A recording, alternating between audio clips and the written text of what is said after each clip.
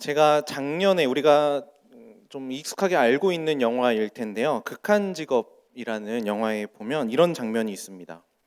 다른 형사들은 치킨집으로 위장 잠입하고 한 형사는 차에 잠입해서 잠복 수사를 하고 있었죠.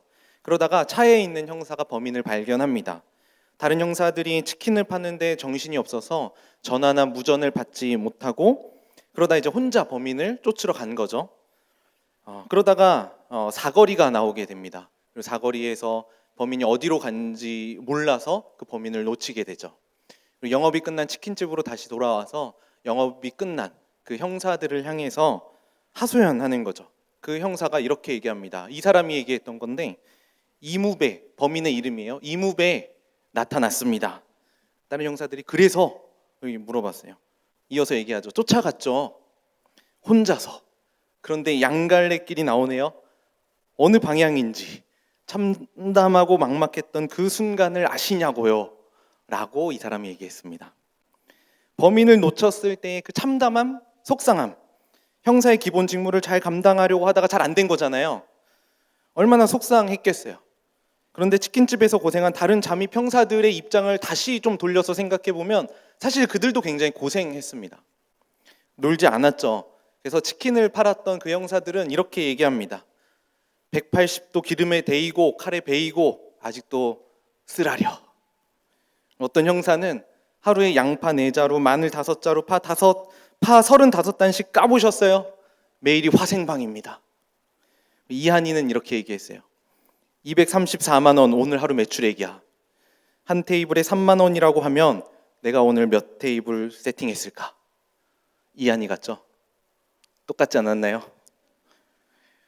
이 말을 들은 그 범인을 쫓다가 놓친 형사가 이렇게 얘기합니다. 그러니까요, 장사해서 돈 벌려고 하는 거 아니잖아요. 왜 최선을 다하는데, 왜 자꾸 장사가 잘 되는데, 한마디 던지죠. 왜 자꾸 장사가 잘 되는 건데, 한번 다시 돌이켜서 생각해보면 모두 각자의 자리에서 최선을 다했습니다. 열심히 일했죠.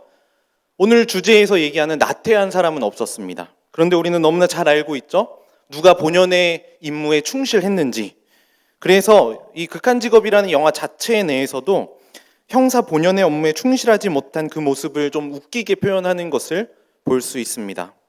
형사가 범인을 쫓고 범인을 잡는 것보다 치킨을 파는 것에 더 우선시해서 치킨집에 집중하고 있다는 것이 잘못됐음을 우리는 너무나 잘 알고 있기 때문에 영화에서도 우회적으로 비판하고 있는 것을 보게 됩니다. 현대인들도 마찬가지인 것 같아요. 이전 세대에 비해서 오히려 더 바쁘고 일하는 시간도 더 길어지고 있습니다. 끊임없이 진화하는 문명 사회, 그리고 계속되는 기술 발전에 적응하는 게 만만하지 않고 생존 경쟁도 점점 치열해지기 때문이겠죠. 그래서 직장인 분들 중에 또 학생들도 포함이 되겠죠. 아침 식사도 제대로 하지 못한 채 집을 나서기 일쑤고, 대학생들도 또 취업해서도 각종 자격증 취득, 취업 준비, 승진 준비 때문에 꽃다운 젊음을 즐길 새도 없이 우리는 바쁜 삶을 살아가고 있습니다. 이게 현실입니다. 이러한 삶을 살아가는 청년들이라는 것을 너무나 잘 알고 있기 때문에 오늘 7가지 대제 중에서 나누게 되는 이 나태라는 이 주제는 여러분에게 정말로 미안한 마음을 갖게 해요. 이런 삶을 살아가는 청년들이라는 것을 너무나 잘 알고 있기 때문에 저는 여러분들을 향해서 잠언 기자가 얘기한 것처럼 게으른 자여 개미에게 가서 그가 하는 것을 보고 지혜를 얻으라. 그리고 또 잠언 6장 9절에 게으른 자여 내가 어느 때까지 누워 있겠느냐? 내가 어느 때에 잠이 깨어 일어나겠느냐? 이렇게 얘기하지 못할 것 같아요. 오히려 너무 많은 사람들이 일 중독에 가까울 정도로 분주하게 살아가고 있죠. 그리고 우리가 살아가는 대한민국이라는 이 나라는 이렇게 일하는 것을 너무나 당연하게 여기는 분위기가 팽배합니다. 월요병이라는 말 들어보셨죠? 과도한 업무로 인해 생기는 월요병인데 이 월요병에 대한 해결책이 뭔지 아세요? 일요일에 회사에 나와서 1~2시간씩 일하는 것이 월요병 해결에 도움이 된다라고 얘기한 사람이 있대요. 그러니까 이게 뭘 얘기하냐면 이런 문화가 당연하게 여겨지는 거죠. 더 큰 문제는 교회에서조차 이렇게 지친 청년들을 위로하지 못한다는 겁니다. 교회에서 암묵적으로 던지는 강요 있죠. 세상 일이 먼저냐, 하나님 일이 먼저냐. 허구한 날 일에 치여 살아가는 사람들을 오히려 신앙이 연약한 사람으로 매도하는 것이 오늘 우리가 살아가는 현실인지도 모르겠습니다. 게으른 자여 죽도록 충성하라. 여러분들은 이 문구가 어떻게 다가오십니까? 그래서 저는 오늘 7가지 대제 중에 나태가 여러분들에게 무거운 짐으로 다가오지 않을까 하는 염려도 있습니다. 그런데 제가 오늘 여러분들에게 말씀드리고 싶은 건 나태를 이런 게으름의 이미지로 이해해서는 안 된다라는 거예요. 어쩌면 오히려 성실함으로 가장한 수많은 사람들의 그 표면적인 분주함 아래에 치명적인 나태가 숨어 있을 가능성이 굉장히 클 수도 있습니다. 그래서 우리는 이런 질문을 던질 필요가 있어요. 당신은 왜, 무엇을 위해 바쁘게 지내는가? 이 질문에 대한 답이 진정한 성실함과 표면적으로 나타나는 성실함을 구분하는 지표가 될 겁니다. 여러분들은 나태라고 하면 어떤 이미지가 떠오르시나요? 늦지막히 일어나 잠옷을 입은 채 빈둥거리고 집에서 시간을 보내는 모습이 떠올려지지는 않으신가요?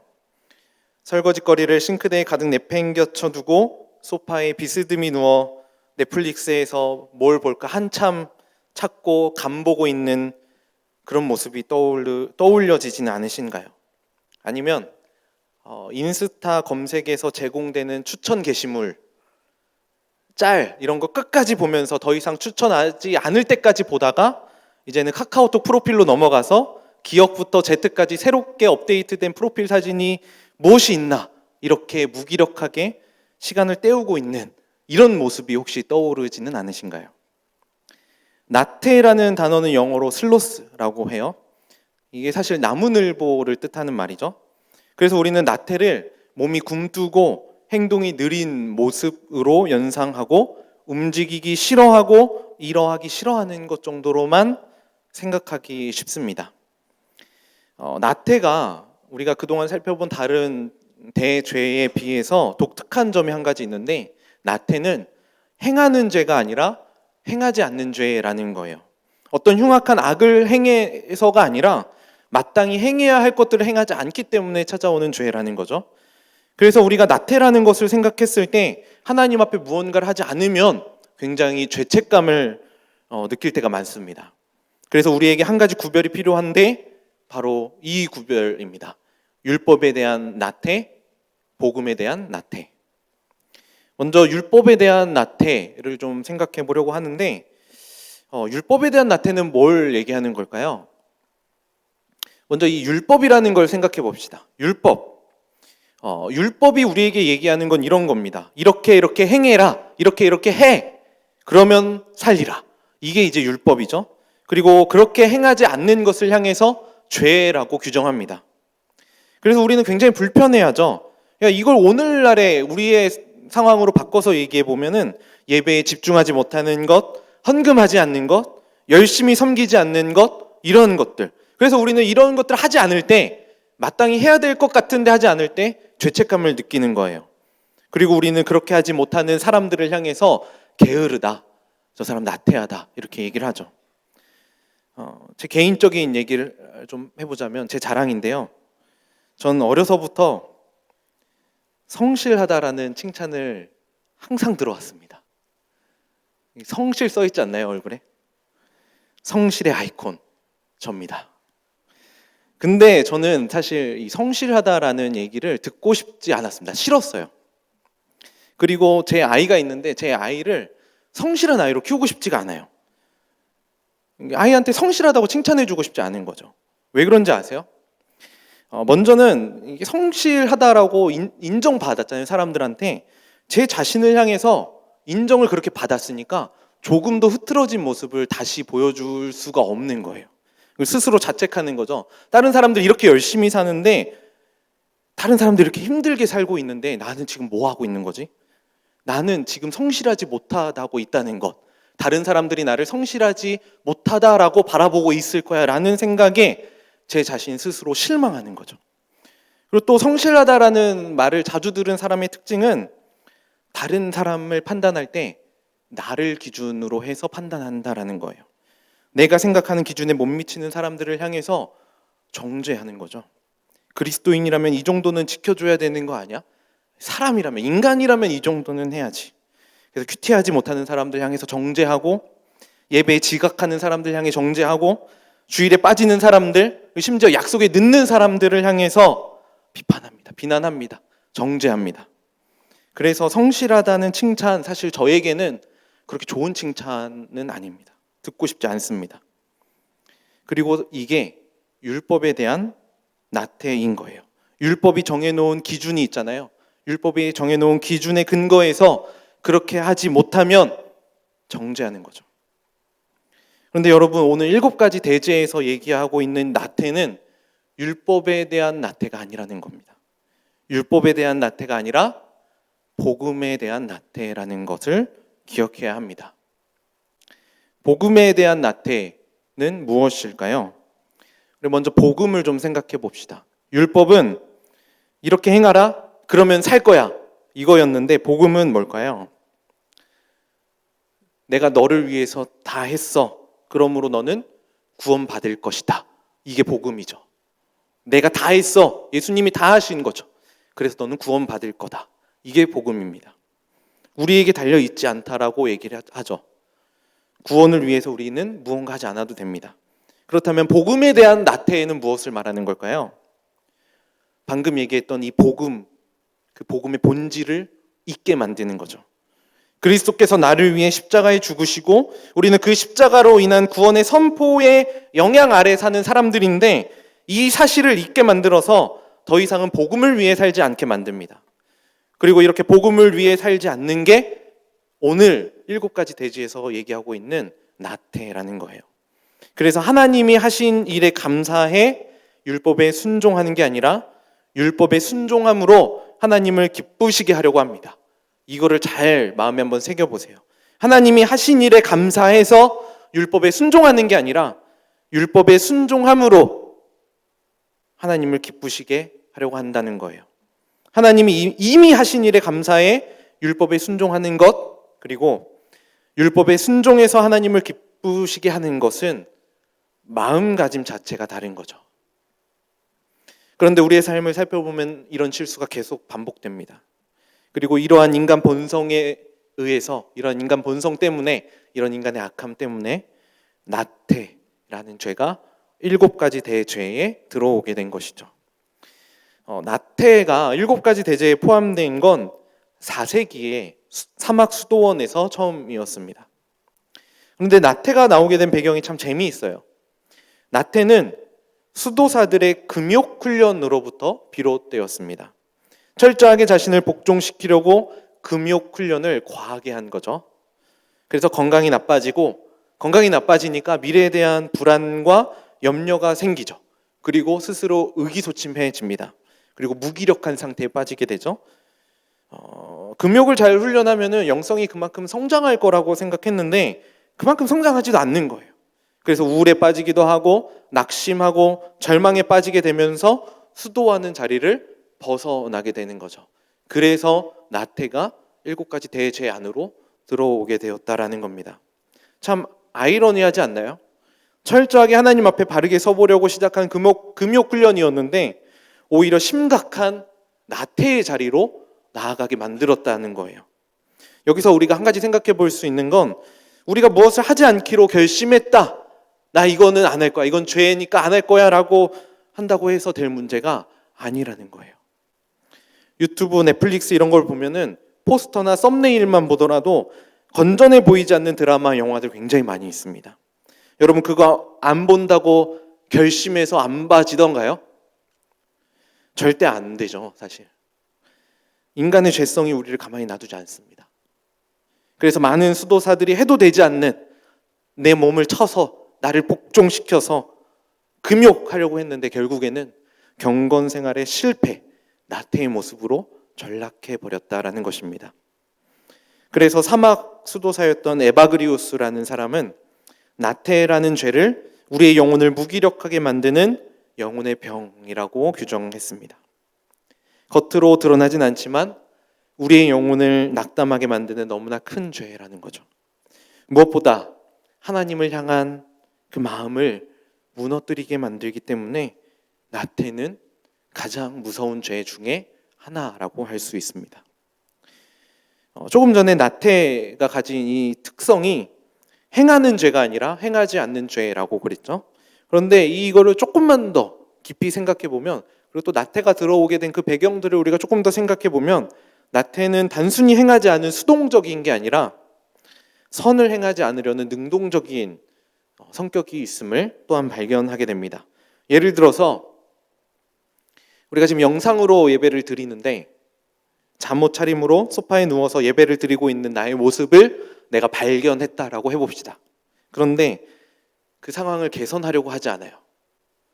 약간 이렇게 비스듬히 누워있고 약간 살짝 걸쳐있고 눈은 여기를 향하고 있지만 다른 것들을 떠올리고 있는 그 모습을 발견했는데 고치려고 하지 않습니다. 이런 상황을 개선하지 않고 내버려 두면은 이런 모습은 의지적인 나태라는 거죠. 의지적으로 선을 행하기를 거부하는 행동이고, 그렇기 때문에 나태는 결국에 의도적으로 악을 범하는 것과 같다라는 것입니다. 그리고 이러한 모습은 이웃을 향해서도 나타나는 문제죠. 하나님께서, 그리고 특별히 예수님께서는 우리에게 분명히 말씀하셨습니다. 내 이웃을 내 몸과 같이 사랑하라. 이 말씀 모르는 사람 아무도 없을 거예요. 그런데 다른 사람을 시기하고 질투하고 미워하는 내 모습, 그리고 그 모습을 발견했어요. 그럼에도 불구하고 개선하려고 하지 않는, 고치려고 하지 않는 우리의 모습이 바로 의도적으로 죄를 범하고 있는 나태의 모습이라는 거예요. 나태와 반대되는 단어는 뭘까요? 근면이라는 단어죠. 딜리건스라는 단어인데요. 이 단어가 라틴어 딜리게레라는 단어로부터 왔다라고 합니다. 그런데 라틴어에서 딜리게라는 단어의 의미가 어떤 의미냐면은 부지런히 사랑하다라는 의미를 가지고 있어요. 그러니까 나태의 반대는 부지런히 사랑하는 거죠. 이걸 이렇게 생각해 보면 좋을 것 같아요. 우리가 열심히 일하고 부지런히 내가 무엇을 막 열정적으로 한다는 건 그거에 대한 애정, 그것을 사랑하기 때문일 겁니다. 반대로 무언가 하기 싫어한다는 것은 그거에 대해서 사랑하는 마음이 없기 때문이죠. 그래서 나태라는 건 단순히 게을러서가 아니라 관심을 가지지 않고 사랑하지 않는 데서 출발한다라는 거죠. 그렇기 때문에 하나님 앞에 범하는 죄악인 이 나태는 하나님께 마땅히 드려야 할 예배, 그리고 섬김, 그리고 사랑을 충분히 드리지 않는 것이라고 할 수 있습니다. 사랑하는 청년 여러분, 여러분은 하나님께 무엇을 마땅히 드리고 있습니까? 마땅히 드려야 할 것이 하나님께 있으면 우리는 마땅히 드려야 합니다. 그리고 이게 성실한 거예요. 성실이라는 말을 우리가 좀 오해하지 않았으면 좋겠어요. 저는 정말 성실했습니다. 그 누가 봐도 성실이었어요. 성실. 늘 정해진 삶의 패턴이 있었고 그것으로부터 벗어나지 않았습니다. 그런데 그게 하나님 앞에 신실한 건 아니었어요. 저는 우리 청년들이 하나님 앞에서 성실한 청년이 되면 좋겠습니다. 하나님 앞에 마땅히 드릴 것을 드리고 사랑을 올려드리는 성실한 청년들 되시길 진심으로 축복합니다. 우리가 잘 알고 있는 달란트 비유 한번 생각해 볼까요? 주인이 한 달란트를 받고 땅에 숨겨둔 종을 향해서 뭐라고 평가했나요? 마태복음 25장 26절에 보면 그 주인이 대답하여 이르되 악하고 게으른 종아. 그 한 달란트 묻어두었던 종에게 악하고 게으른 종이라고 평가했습니다. 악하다 그리고 게으르다라는 말을 지금 동일선상에 놓고 얘기하는 것을 보게 되죠. 종이 장사를 잘 못해서 주인에게 손해를 끼쳤기 때문이 아니라 주인의 명령에 순종하지 않고 아예 장사할 생각조차 하지 않았기 때문에 무언가 주인을 위해서 하지 않으려고 했기 때문에 책망받았던 거예요. 그리고 그게 악하다라는 라는 평가를 받았던 근거가 되었던 거죠. 그렇기 때문에 여러분, 하나님께서 주신 달란트가 있다면은 그 하나님을 위해서 사용해야 되는 거예요. 하나님이 주신 달란트가 있다면 다시 하나님을 찬양하고 하나님을 높여드리는데 사용해야 나태라는 죄로부터 벗어날 수 있는 거죠. 그리고 또 그 게으른 종의 문제가 하나 더 있었는데, 그 게으른 종의 문제는, 그 악한 종의 문제는 주인의 성품을 알지 못했다는 데 있습니다. 24절에 보면 주인이여 당신은 굳은 사람이라 심지 않은 데서 거두고 해치지 않은 데서 모으는 줄을 내가 알았으므로.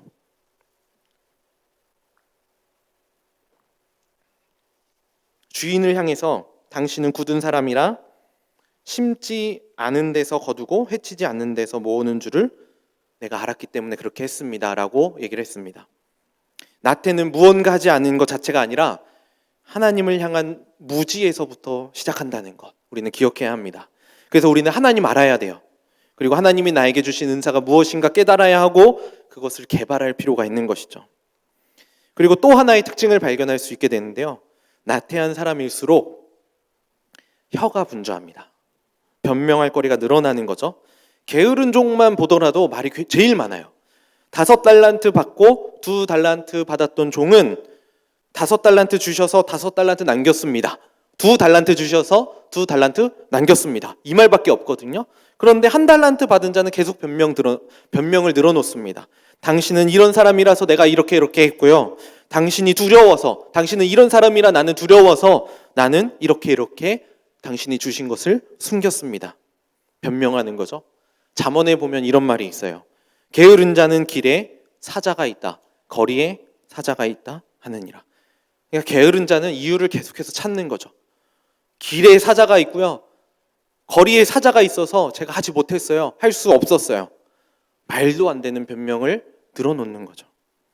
혹시 우리의 삶 가운데 하나님께 나아가지 못하게 만드는 변명거리들을 찾아서 내세우면서 하나님이 나에게 맡겨주신 그 은사를 활용하지 않고 있는 것은 아닌가요? 하나님께서 각자에게 주신 은사들이 있습니다. 분명히 있습니다. 그런데 그 은사를 하나님을 위해 사용하지 않고 그냥 묵혀 쓸모없게 만든 것이죠. 나태의 3가지 특징이 있었죠. 하나님이 주신 은사를 활용하려고 하지 않았고 하나님에 대해 알지 못했습니다. 그리고 계속된 변명거리를 내세우죠. 이게 오늘 우리가 살펴보는 나태라는 죄의 모습이라는 겁니다. 하나님을 향한 마음이 없기 때문에 이런 모습으로 나타나는 거죠. 그렇기 때문에 우리는 이 나태 결코 가볍게 생각해서는 안 됩니다. 예수님께서도 헐벗고 굶주린 지극히 작은 자 하나에게 하지 않는 게 주님께 하지 않은 거라고 말씀하셨습니다. 또한 그렇게 하지 않는 사람을 향해서 영원한 형벌을 받을 자라고 말씀하셨죠.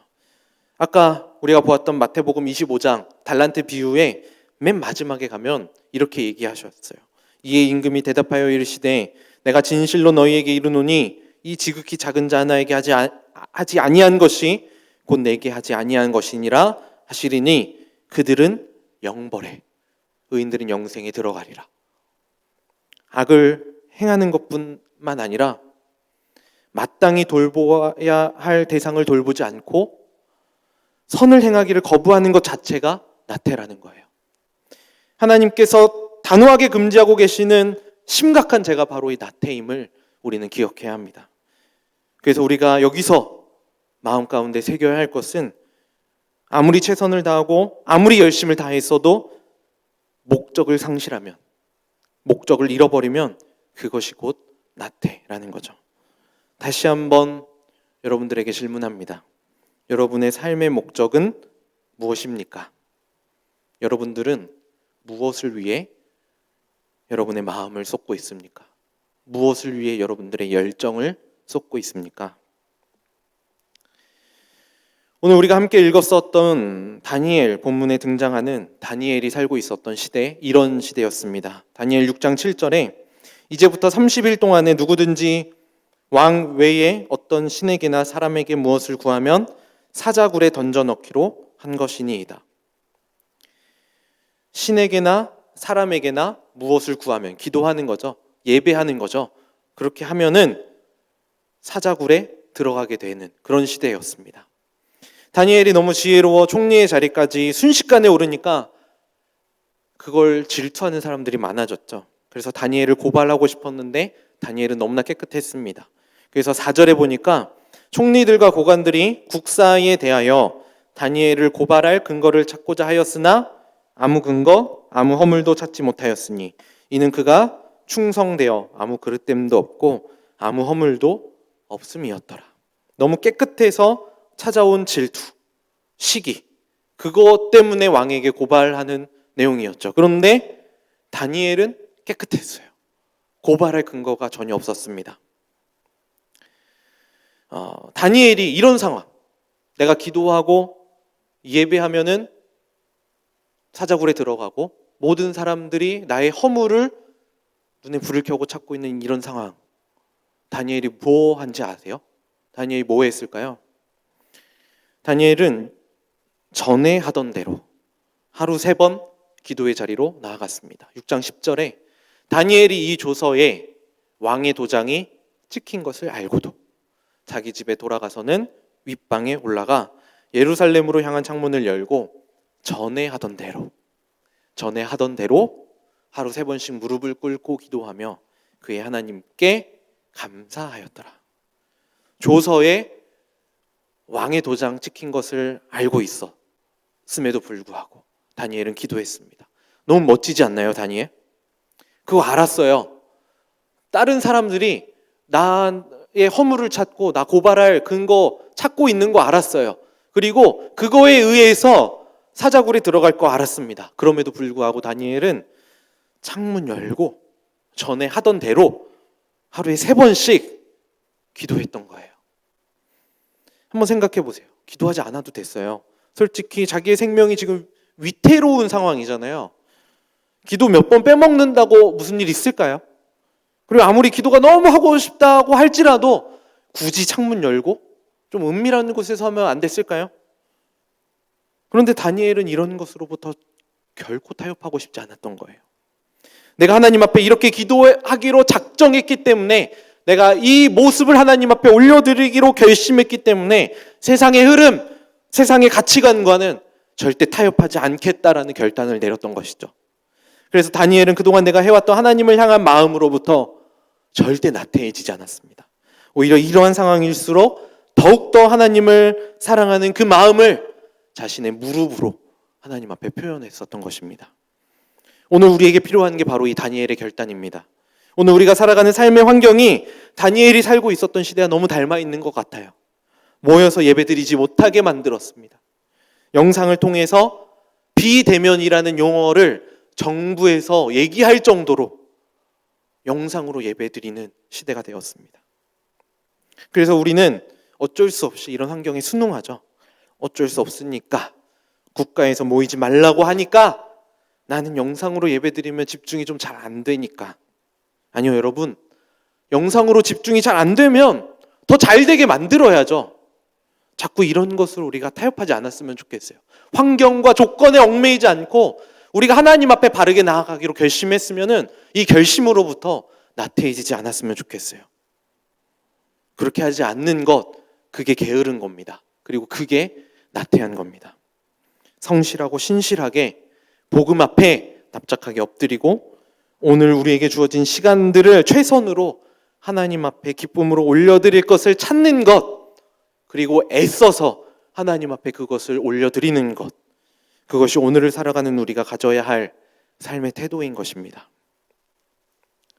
우리 마지막으로 다니엘의 삶을 살펴보면서 나태를 이기기 위한 몇 가지 구체적인 실천 사항을 나누고 말씀을 마무리하려고 합니다. 첫 번째로 나태를 이기기 위해서 필요한 건 목적의식, 그리고 소명을 분명하게 세우고 그 목적의식과 소명을 기억하는 것입니다. 여러분의 삶의 목적은 무엇입니까? 다니엘이 창문을 열고 예루살렘을 향해서 기도했다라고 했잖아요. 그게 예루살렘이 좋아서 예루살렘을 바라보면서 기도했을까요? 열왕기상 8장 30절에 보면 솔로몬이 성전을 지은 다음에 성전을 하나님 앞에 올려드리면서 했던 기도거든요. 주의 종과 주의 백성 이스라엘이 이곳을 향하여 기도할 때에는, 예루살렘을 가리키겠죠.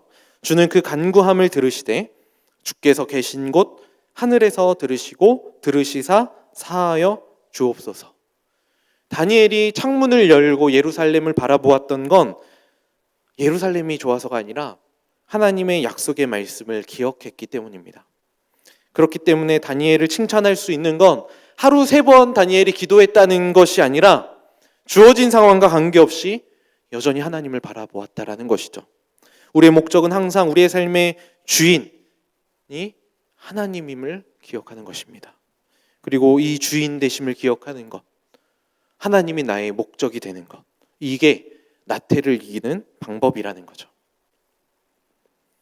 오늘 그 소식지를 통해서 제공된 설교 노트에 보시면 내가 얼마나 나태한지 점검할 수 있는 점검표가 함께 들어있거든요. 거기 한번 그걸로 우리의 상태를 한번 점검해 보시면 좋을 것 같아요. 거기 마지막 10번 질문에 보면 이런 질문이 있습니다. 나는 너무 바쁘기 때문에 하나님과 신앙에 대해 생각할 시간이 거의 없다. 한번 여러분들의 삶을 놓고 다시 한번 들어보세요. 나는 너무 바쁘기 때문에 하나님과 신앙에 대해 생각할 시간이 거의 없다. 여러분들은 T입니까? F입니까? 우리는 우리를 둘러싼 환경을 가지고 너무나 쉽게 핑곗거리를 찾아냅니다. 그래서 우리는 말이 너무 많아요. 하나님 바라보고 하나님 항상 생각한다면은 그렇게 말이 많을 필요가 있을까라는 생각을 해보게 돼요. 제 말씀 준비하다가 어떤 문구에 확 꽂혔는데, 신앙은 유익 때문이 아니라 하나님이 살아계시기 때문에 성립한다.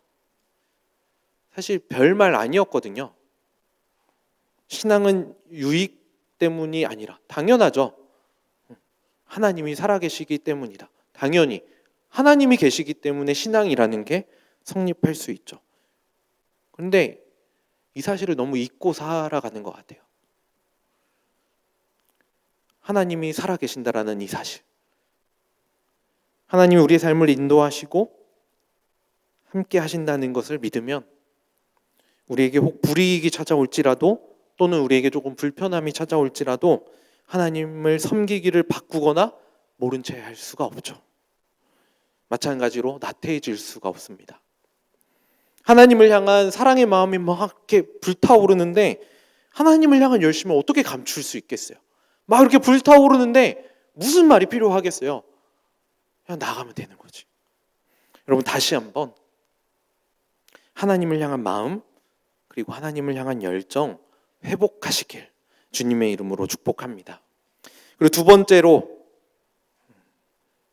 해결책은 공동체로 나아오는 것입니다. 왜 뜬금없이 공동체로 나아올까? 왜 나태를 이기기 위해서 공동체로 나와야 할까? 나태를 이기는 것, 그리고 공동체, 어떤 연관성이 있을까요? 결국 우리의 성실, 그리고 우리의 성화는 공동체와 연결될 수밖에 없기 때문입니다. 성경에서 우리를 향해서 성도라고 부릅니다. 성도의 원래 이 풀어서 이렇게 푸른 의미는 거룩한 무리라는 의미를 갖고 있습니다.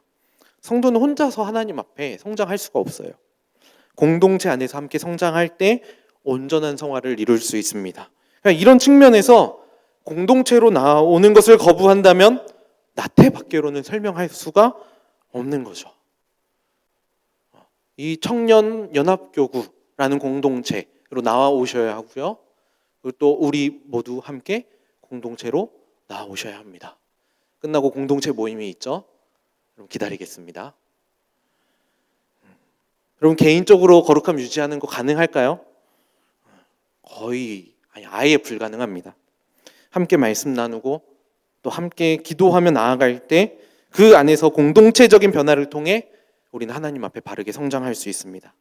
이런 측면에서 우리가 읽었던 다니엘 6장 10절 다니엘의 기도를 다시 한번 보시면, 다니엘이 기도할 때 예루살렘으로 향한 창문을 열고 할 때 이 예루살렘은 물론 하나님을 가리키는 것이기도 하지만 결국 이스라엘이라는 공동체 의식을 소유하고 있었기 때문일 것입니다.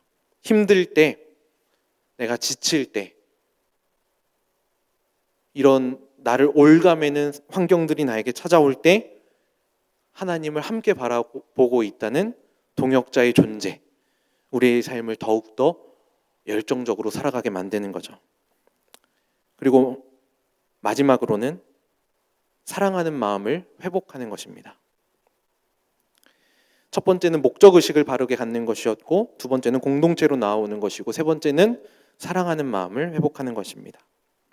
창조자이며 구속자이신 하나님 사랑하고, 또 하나님께서 나에게 보내주신 사람들, 내게 보내신 그 자리에서 만나는 사람을 더 사랑하는 거죠. 그 사랑 어디에서부터 시작이 될까요? 여러분들이 지금 앉아있는 그 자리에서부터 시작합니다. 그리고 그 자리에서부터 시작해야 합니다. 지난해보다 올해, 어제보다 오늘, 그리고 바로 지금 여기서 더 사랑해야 돼요. 하나님 더 사랑하셔야 돼요. 그리고 하나님이 보내주신 동역자 더 사랑하셔야 돼요. 그리고 그 사람들 바라보면서 사랑하면서 더 선을 행하는 모습이 우리에게 필요합니다.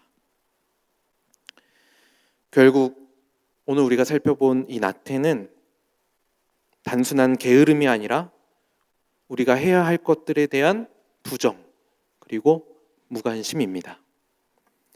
이 시간 여러분들의 마음이 어디로 향하고 있는지 점검해 보기를 원합니다. 그 나태는 율법에 대한 나태가 아니라 복음에 대한 나태였었고요. 우리의 삶을 점검해야 한다라고 했습니다. 결국 핵심은요, 내 마음이 하나님을 더 사랑하는가입니다. 우리 설교 처음에 나누었었던 극한 직업 영화를 한번 좀 생각해 봤으면 좋겠어요. 똑같이 열심히 해요. 다 열심히 했습니다. 치킨 팔았던 그 형사들도 자기에게 주어진 그 시간을 열심으로 채웠습니다. 게으른 사람 아무도 없었어요. 그런데 형사 본연의 업무에 충실한 사람과 그 밖의 일에, 형사의 그 본연의 업무에 아닌 일에 더 충실한 사람이 있었던 거죠. 이런 사람들을 향해서 우리는 게으른 사람이라고 얘기할 수는 없을 거예요. 그렇지만 우리는 그 사람들을 향해서 나태한 사람이라고 할 수 있습니다. 여러분의 삶을 한번 점검해 보기를 원합니다. 여러분은 복음에 성실한 사람입니까? 하나님을 더 사랑하십니까? 아니면 복음에 나태한 그런 삶을 살아가고 있습니까? 나태한 모습이 나에게 있음에도 불구하고, 그리고 그것을 발견했음에도 불구하고 그냥 그렇게 살아가려고 새로 결심을 하지 않고 그렇게 살아가고 있습니까? 우리는 이렇게 복음에 충실해야 합니다. 복음에 충실해야 합니다. 왜냐하면 세상은 날 버리고, 그래서 나에게 소망이 하나 없어도 나의 사랑 되시는 하나님께서 나와 함께 하시고 나를 안아주시기 때문입니다. 나의 하나님이 계시기 때문에, 그 하나님은 나를 포기하지 않으실 거기 때문에 복음에 충실해야 합니다. 복음에 열심을 다해야 합니다. 그래서 우리는 그 사랑 안에서 우리에게 주어진 오늘 하루의 삶을 다시금 사랑으로 살아갈 수 있는 것입니다. 우리 오늘 이 찬양을 하나님 앞에 기도의 고백으로 좀 올려드렸으면 좋겠어요.